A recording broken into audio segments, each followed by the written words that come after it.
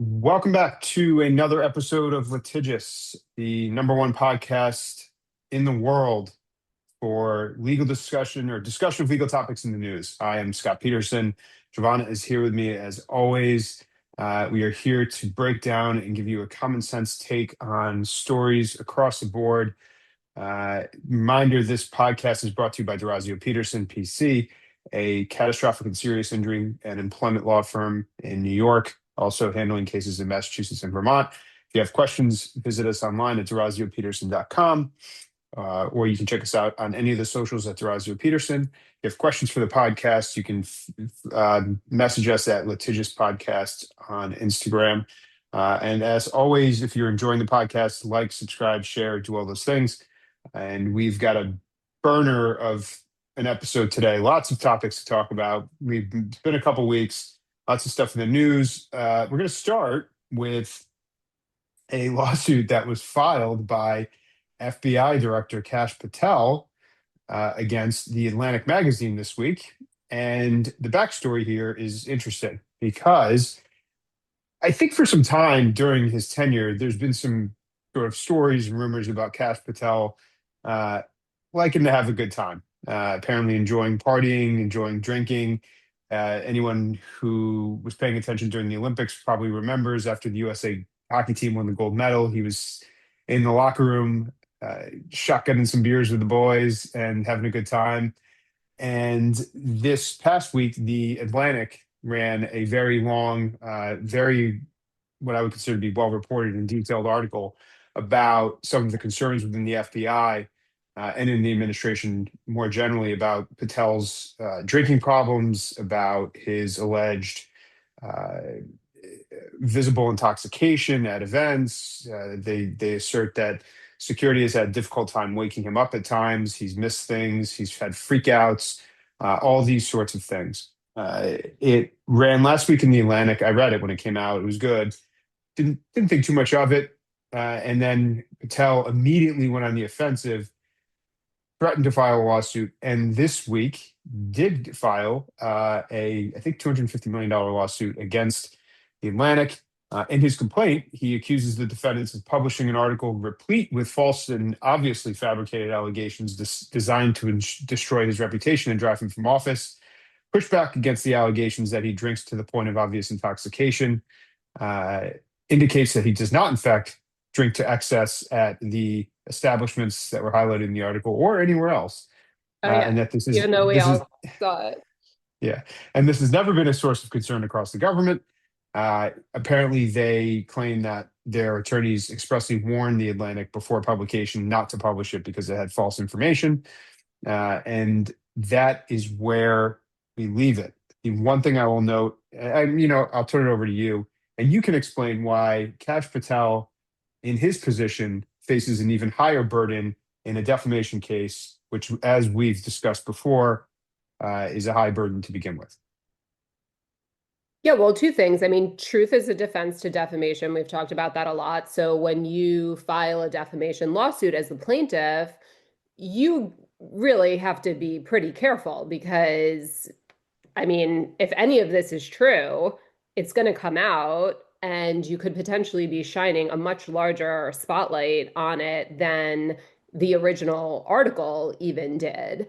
And the second piece of it, like you said, is he's a public figure. So the standard for defamation, liable in this case because it's written, is very high when you're a public figure. So a publication like The Atlantic, as long as they're sort of fact checking to the best of their ability and they have sources, I don't necessarily see you being successful. I mean, that being said, maybe not The Atlantic, but at least some major television networks have capitulated to President Trump himself in these types of defamation cases that legal commentators and legal scholars on the First Amendment did not think would ever be successful if they went all the way through the litigation process, but they still settled with him for large amounts of money. Now, I think President Trump is sort of a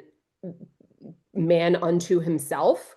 So I don't know that what someone, even if they're in his administration, is going to receive the same level of capitulation, that the president has. Yeah, I think you hit the nail on the head. They have to essentially he essentially has to show actual malice on the part of the Atlantic in their reporting. Um, a few things. One, yes, those other news outlets capitulated to Trump exactly for the reason you said. He is a planet or a universe unto himself. He's got the ability to control the narrative. He's got the audience, the platforms to really cause major headaches for news organizations and other organizations. He's also got the power of the presidency, not for nothing, and has clearly shown his willingness not to hesitate to use that to punish his foes and outlets that cross him, including using the FCC, for example. I, I think Kash Patel has dramatically misread this situation and overstepped what he should be doing here because I don't think for a second Trump is going to use the same power that he would use for himself to support Patel. According to the article, part of the reason for all these freakouts is because Patel is basically on his way out, and they think that the administration is going to push him out in the near future in any event. So I seriously doubt they're going to use political capital to save him. That's the first point. The second point is I looked this up. The Atlantic has 1.5 million subscribers roughly. I read the article. I have the Atlantic on my Apple News feed, so I saw it. I can't say how many people actually read it. It probably got circulated. Probably more than 1.5 million people read it, but I wouldn't assume that 10 or 20 or 30 million people read it. Then he files a lawsuit and makes a public statement about it. And now all of a sudden, this is appearing on every news media outlet in the country. So he's amplified this article probably tenfold. Yeah, And and so, go ahead. oh no, go ahead. Sorry. And so this is like a classic example of what we always talk about, which is you have to pump the brakes before you jump into these legal actions because not only has he amplified it, but now if he continues with it, he's going to have to give a deposition. There's going to be discovery. They're going to want to know all about his habits, his drinking habits. They can depose people in the administration. It's just talk about opening a Pandora's box. This seems to me to be the most short-sighted decision. I mean, there's always short-sighted decisions, but this is one for the books. And we always tell clients, it's very rarely a good decision to just jump into a lawsuit 2 or 3 days after something like this happens. I understand why they did it. I think he's trying to be proactive and take the aggressive position of, you can't push me around. I'm going to defend myself. But to me, this seems like you just threw gasoline on what was probably a fire that would have burned out anyway. Yeah, and typically what I was going to add before is like in the same vein, in most defamation cases, unless you've been accused of a crime, there's some burden on you to prove a damage to your reputation. And I understand, maybe he's going to say, oh, I'm going to lose my job because of this article. That being said, I don't know that this guy has some fantastic reputation that he needs to preserve anyway. I think look, for better or worse, if you think that it's perfectly fine for the director of the FBI to go party in a locker room with the hockey team and, act the way that he did, I don't think anybody cares about, having a drink or like doing like a high five with somebody. But the guy looked very foolish in the videos that they sent. Like it would like he reminded me of like a character in a high school movie that got wasted for the first time at a party. So the guy does not have a fantastic reputation. I think people commonly believe that he and potentially Hegseth also are like these drunk, crazy people. For whether that's true or not, but I think that's the perception. I don't necessarily feel that his reputation was like totally tarnished by this article. Feel like it's probably in line with a lot of stuff that was already out there about him. And by putting the spotlight on it, he's opening himself up to the actual truth, coming out, not just, rumors about his reputation or whatever, or what he's up to. So I don't know. I think I agree. I don't really see the point. I mean, I don't know what he's trying, obviously he's trying to accomplish getting money from them. And, again, maybe he does look at the president and say, well, here is somebody who was successful in getting, 60 plus million dollars from, was it ABC or something? So maybe he thinks that that's gonna work out for him too. But It's I not going to. I don't think so. I don't know how much loyalty there is, like to these people, and that people are saying they saw this happening on the job. I mean, you're going to be allowed to bring those people in. Yep. All you need is one person to confirm it, and that's, his case is going to be done. I think. Um, I think Secretary Hagseth is even different. If this had happened with him, I could see the administration getting behind him because I think they really like him.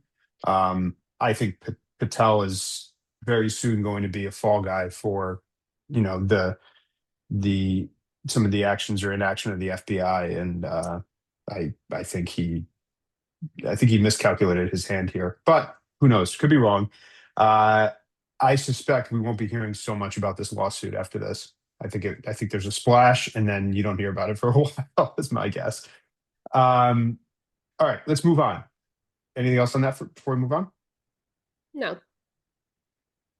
Carnival Cruise was in the news this week in an interesting case in a federal court out of Florida, where a passenger was awarded $300,000 in a case where she sued Carnival Corporation after she claimed that she was overserved alcohol despite being visibly intoxicated while aboard the Carnival Radiance in January of 2024. Uh, the complaint claimed that she fell down a flight of stairs and suffered severe injuries after having been served 14 drinks over 8.5 hours. Um, this case went to trial. There was a week-long trial in federal court in Miami, and the jury returned the verdict a couple weeks ago. Jurors found, and we'll talk about this, they found that both Carnival and Ms. Sanders, the plaintiff, were negligent, but they determined that the cruise line was 60% responsible for her injuries. And notably, the complaint alleged that she was swaying, stammering, and slurring her speech, had alcohol on her breath, go figure, and was acting belligerent in front of the crew, who continued to serve her drinks after that. She subsequently fell down the stairs and suffered injuries. This is one of those cases, we were talking about this yesterday, that uh, haters going to hate on this one. I'm sure there's going to be a lot of people comparing this to the hot coffee case, claiming that this is just another example of someone, trying to get money when they don't deserve it. That may, in fact, be the case here. Hard to say, but why don't you explain sort of the challenges in this case and why there maybe was some fault attributed to Carnival here? Yeah, I definitely think that this was one of those like, oh, people love frivolous lawsuits kind of clickbait, the fact that it sort of made the rounds. Yeah, I mean, when you look into it a little bit deeper, yes, anybody who's serving alcohol has an obligation to serve it in a responsible manner. And there is a recognition in the law that, we see it primarily with bars, that you cannot serve a visibly intoxicated person. And we've talked about this before on the podcast. In New York State, we have what's called the dram shop law. So if you go to a bar, you're visibly intoxicated, you get overserved, you leave, you get in a drunk driving accident, you kill somebody, the bar is also going to be responsible.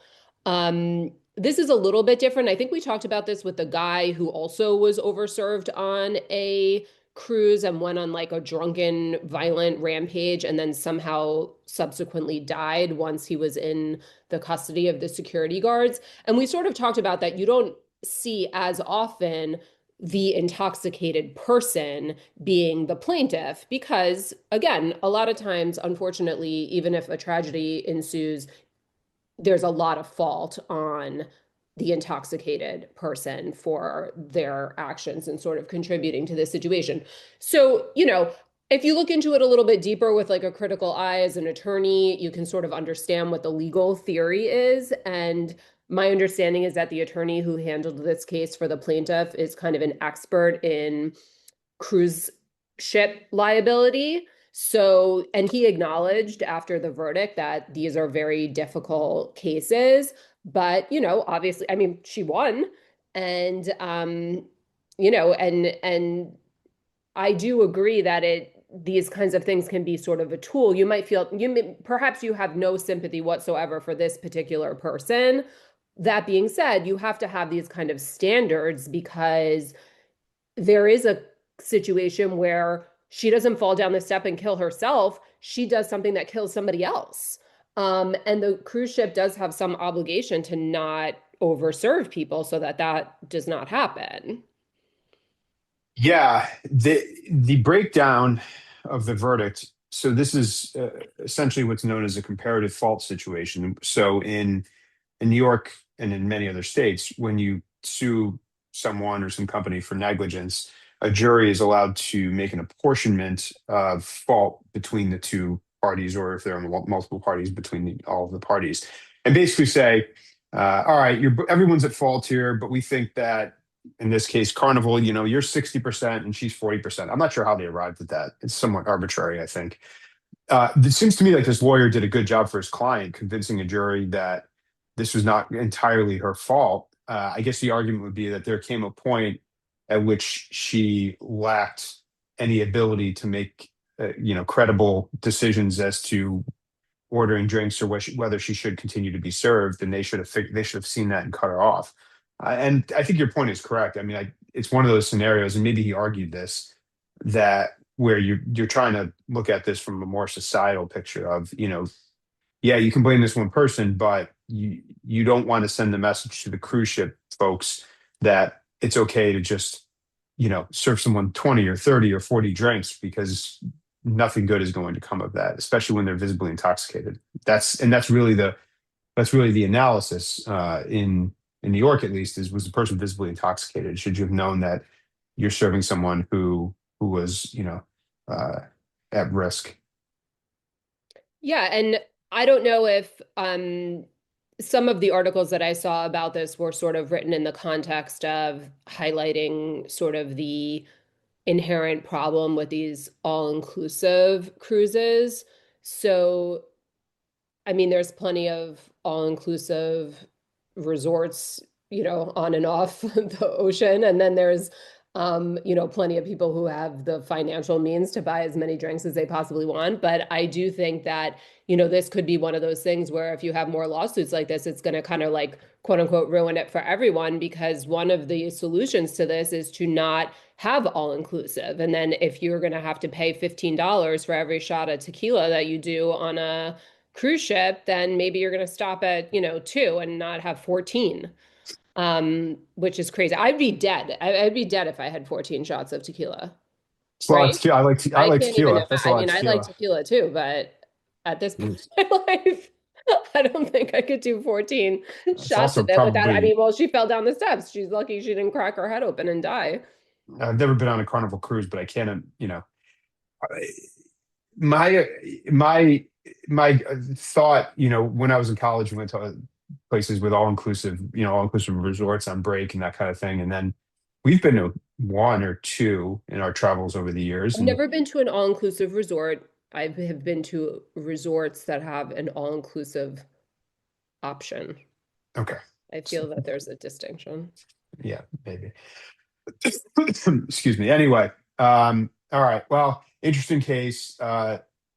The moral of all these stories is that it seems like some folks really like to get their drink on when they go on cruises, and it seems like look, I'm all for having a good time, but you're on a ship in the middle of the ocean. It's probably not the best place to be getting so wasted that you can't, keep your balance, for example. There seems like there's a lot that could go wrong in that environment. So, Yeah, there is um, a case where I don't know if it's an actual lawsuit, but it kind of gets brought up in this context of a woman who's same thing. I think they did sue to try to, at the very least, get more information about what happened, but a woman who went overboard. To me, this yeah, clearly I like think a we talked about that. foreseeable, yeah, prob thing that could happen. Um, Story in the news today about Sullivan Cromwell, which is, I'm sure there are more prestigious law firms in the world, but not many. um, Yeah. One of the most prestigious law firms in the world, uh, which had to apologize to a federal judge because they submitted a court filing that was replete with errors caused by, wait for it, AI, including hallucinations that fabricated case citations. They came in a recent motion in U.S. bankruptcy court in Manhattan, and I'm sure this absolutely must kill this firm. It was discovered by their opposing counsel, who was happy to highlight it, and led to a public apology by the firm, and of course I don't know if it was on the front page of the New York Times, but it was head it was right there in the New York Times, and I've seen it online all day.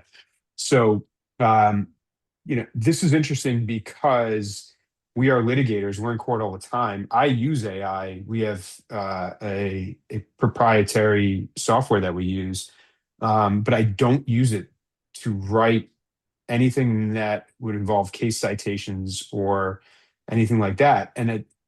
The AIs that I've used have kicked out occasionally case sites, and I've always looked at them, and on most of the occasions, or not most, but many of the occasions, the citations were not only wrong, but they were just to cases that didn't even exist. So it's like it's pretty surprising to me that a firm of this, like at that level, would let this happen. Yeah, I can't imagine. I mean, we are like a, small law firm, and we would never risk our reputation to do something like that. I remember when I clerked at a firm like that, a Wall Street firm like that, they had a whole orientation for the new people that was like, we will not behave in a way that causes us to be on the front page of the New York Times, which that was the whole point of it, because those firms will be on the front page of the New York Times when they screw up. Um, yeah, I mean, this is just another cautionary tale. I cannot imagine. I really can. I just handed in last week three briefs. I read every single case that I cited in those briefs, and I had a table of authorities that was a page and a half long, single spaced. And I am not working at Sullivan and Cromwell. Maybe I should be. We should be. I just can't, I just don't understand. It's just a cautionary tale. I thought it was interesting just in terms of even, I mean, maybe people don't even realize that AI is like doing this because it doesn't just make up fake cases, but it was saying that it was creating fake language from within a case that perhaps did actually exist. But this is another, and this is why you have to read the case. Because I mean, that's obviously that's a problem in and of itself. And again, doesn't necessarily save you from, so if you already have it on your radar that AI is going to make up case names, maybe you're double checking that, but you should also be double checking what it's telling you that an actual real case is about, or the language from that case, because that's not going to be solved by you just confirming that the case citation itself is real. Yeah, I mean, I use AI both personally and in our firm more than you do. I'm a big optimist in terms of what it can do for some of the more mundane tasks in our business moving forward. Um, I don't think it's going to displace senior level lawyers. I do think to some degree it's going to eliminate some of the legal assistant paralegal jobs as time goes on. I could see that happening. I'm Yeah, I also, mean, you use, I just feel like we have to say it. I mean, yes, you use AI more than I do, and I am like willing to learn how to use it. I don't want to be like left behind um in terms of, advances that are actually helpful. But I mean, it's used more in, like you said, like an administrative sort of clerical almost way of, logistically, drafting a yeah, document or something like that. But yeah, I mean, the substance in litigation, the substance of a legal argument or a brief, um, I really don't think should be. I understand that there's ways to use AI as a tool. I mean, I suppose any sort of, Westlaw in general is like theoretically some type of AI. Um, Yeah, but you know, we're not like going through the books anymore. But to depend on it for like a substantive legal argument or something that you're submitting to a court without proofreading it or without double checking all that stuff, I just feel like that's super unprofessional. And we've seen in the news judges getting called out for it too, like writing yeah. I opinions mean, and the lawyers looking at it and being like, wait a minute, this is not a case that exists. look, it's like anything else in any business that's using it, which most are at this point. It's just like just double check. You just have to. You can't push it off completely. Which is why when I see these companies now, and I get that some of them are on the sort of quote unquote cutting edge, but that are basically building out these AI tools to completely run businesses without any human interaction. I think to myself like, A, I don't know that anybody wants that, and B, I really don't know in what capacity you can actually achieve that because the human judgment, oversight, strategic thinking, all that stuff is much harder to replace. So that's why I remain optimistic both about AI, but also that it's not going to completely displace us. I do worry about potential spinouts in some of the other areas, but we don't have to talk about that here. All right, let's move on. Very sad and weird story. A driver who struck and killed a jogger in front of his wife has now sued the victim's family for his own emotional damage. Uh, so, Gavin Moss, young man, 25, hit and killed Anthony Miller, a 37-year-old father of two and nurse, while he was on an early morning run with his wife last August. Moss, the driver, said that he moved in order to give Miller's wife room when he saw her reflective clothing, but he did not see her husband, who was wearing dark clothing in the dark and rain, according to the police report. Um, the driver immediately stopped his vehicle, attempted life-saving measures, and interestingly, was not given a ticket for the accident. He blamed it in part on the poor lighting and the weather, and indicated that he's been hospitalized numerous times due to the emotional damage the crash caused. And I think importantly, he's seeking $50,000 in damages in this case to cover his medical expenses and lost income, which I think is a pretty big signal. And why don't you discuss why he has a claim if he does, and what the significance of that $50,000 versus one or two or $5 million is?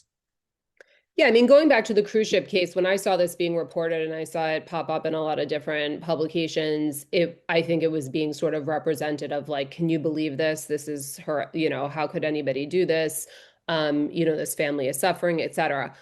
I mean, look, I get that, is this a case that we would take? I don't know, but I don't think so. But I do think, like you said, when you look deeper in and you see how much money he's asking for, I do think this is actually a little bit similar. You brought it up earlier to the hot coffee McDonald's case.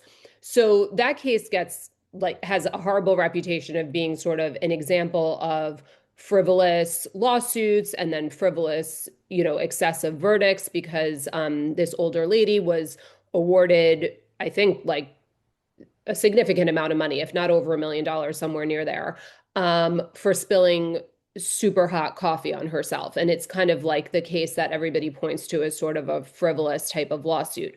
But if you read about the case more in depth, what you find out is that the lady was seriously injured by this excessively hot coffee.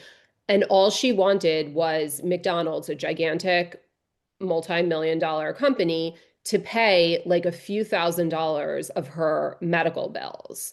And they refused to do it. So she sued them, which is what you do when somebody won't, when someone has done something wrong and they won't just, have their insurance company pay you. Um, and then ends up winning all this money. So I think it's a little bit unfairly that that's portrayed as sort of a frivolous lawsuit. And I think this is kind of similar. I mean, this might be a little bit more of a stretch perhaps to say that, this poor jogger dressed in, dark clothing in the rain is at fault for this person's, mental health struggles that he's had since this happened.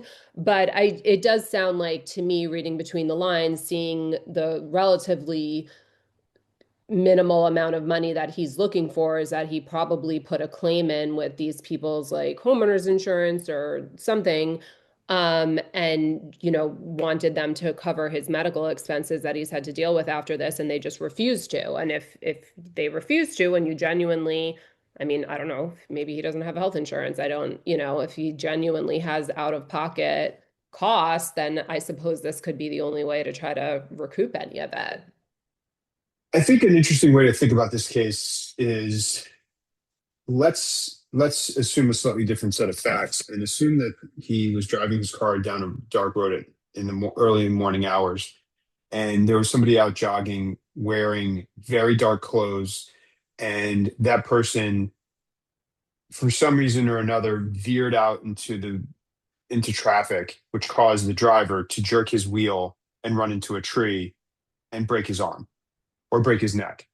In that case, the driver would potentially have a claim against the runner for negligence, in running down the road in a negligent way and not making himself visible so that the driver could see him. And there, I don't think anyone would really question.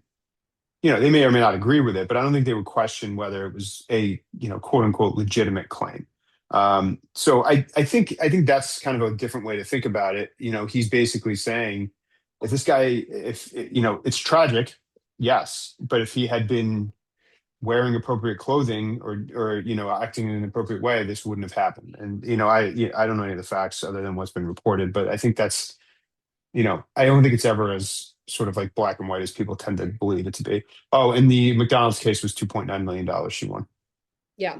Which, I mean, we've talked about, I feel like we had a run of episodes where for some reason there was a hot coffee case in the news like Yeah. every other day. I mean, again, like this case has a bad reputation. That being said, there are standards that sort of exist as to how hot these beverages are supposed to be. And I guarantee that anybody who spills like an excessively hot thing on themselves and gets like a third-degree burn, because this is not like, oh, it's hot, my skin is red, I'm suing someone. This is like, my father had a case like this where somebody dumped like some like molten hot food on someone's lap.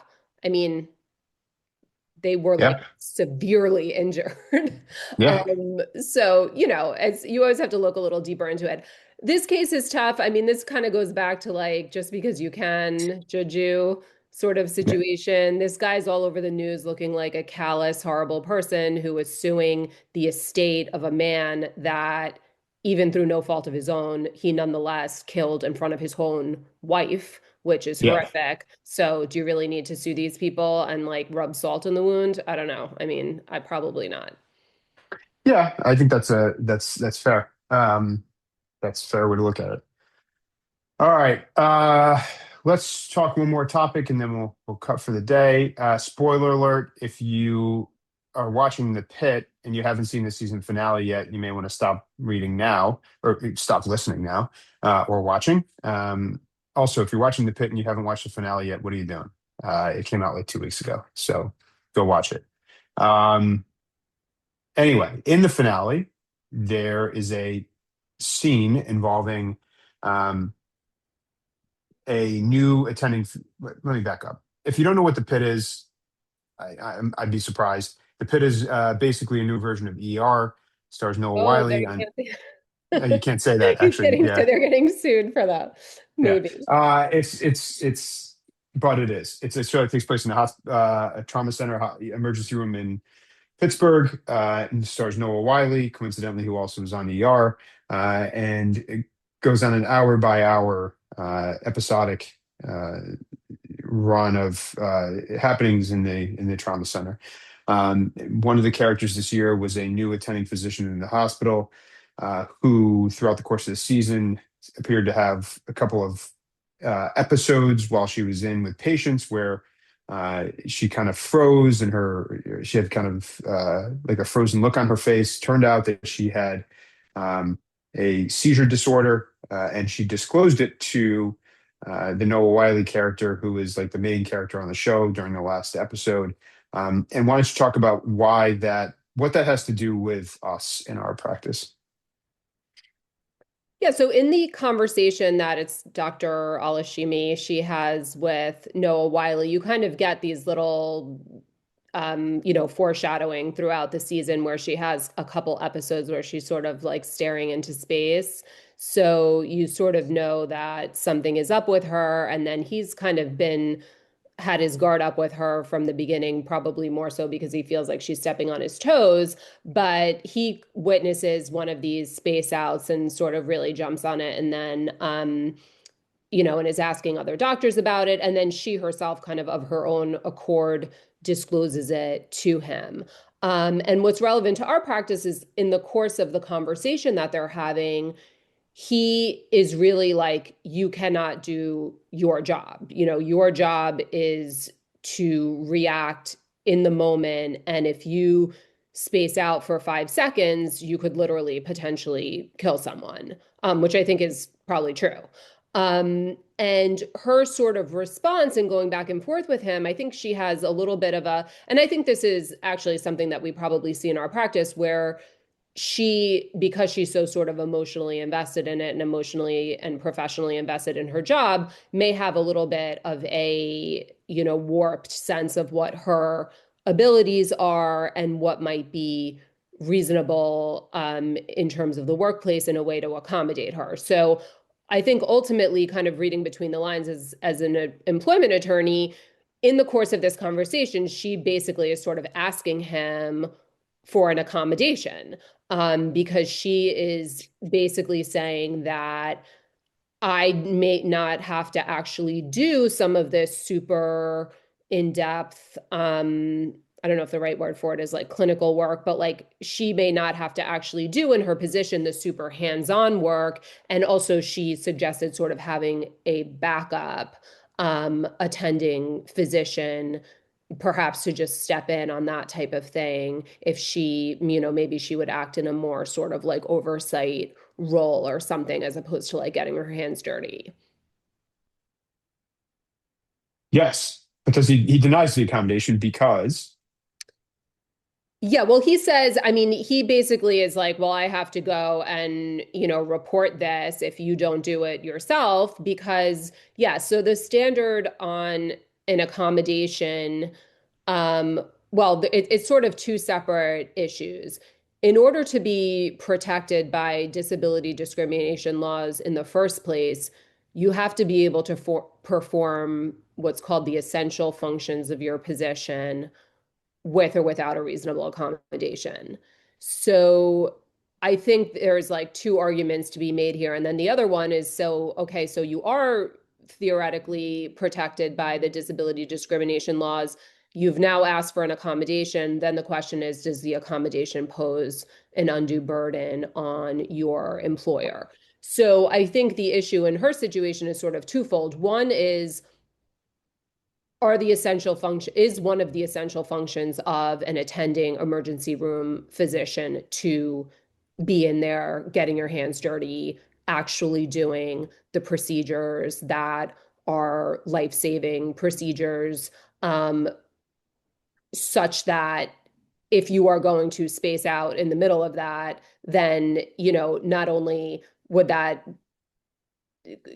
theoretically kill someone, but there's really no way to remove that job duty. And if you can't remove that job duty, then I think the argument is that you can't perform the essential functions of your position. Therefore, you're not even covered by the law in the first place.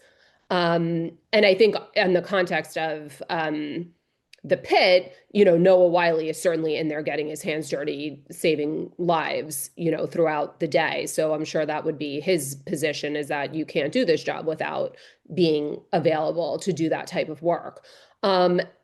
Safe though that you get on to the next step of, am I entitled to a reasonable accommodation?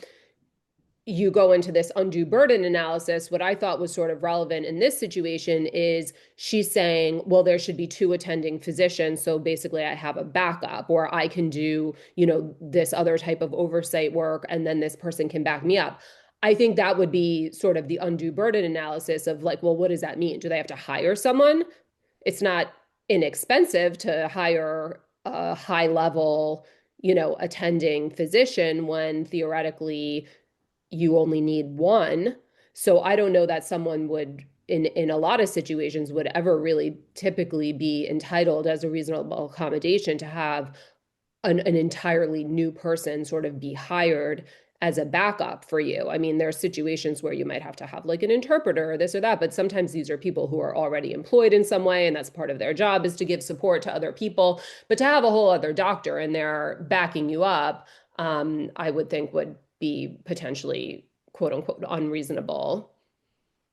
Yeah, the most and the critical part in employment cases, in the employment context in New York at least, is engaging in what's known as the interactive process, which is engaging with the employee to determine if there's something that you can do to help them, or if the request is simply unreasonable and they can't do the job with or without the accommodation. So uh, this is, the show. We're obviously not doctors. The show seems relatively accurate, and so that was an interesting portrayal of kind of some of the stuff that does actually happen in the workplace from an employment law perspective that we see. So yeah, thought it was interesting. Good closure to the season. A little less consistent than last season, I think, but it was still good. Yeah, I like that show. It's a good show. Okay, anything else? No? All right. We will wrap there for this week. Thanks for listening. Reminder that you can find us on Instagram at Litigious Podcast. If you have questions, feel free to hit us up there and keep on liking, subscribing, and sharing. We will be back again probably next week with another episode. We will talk to you soon.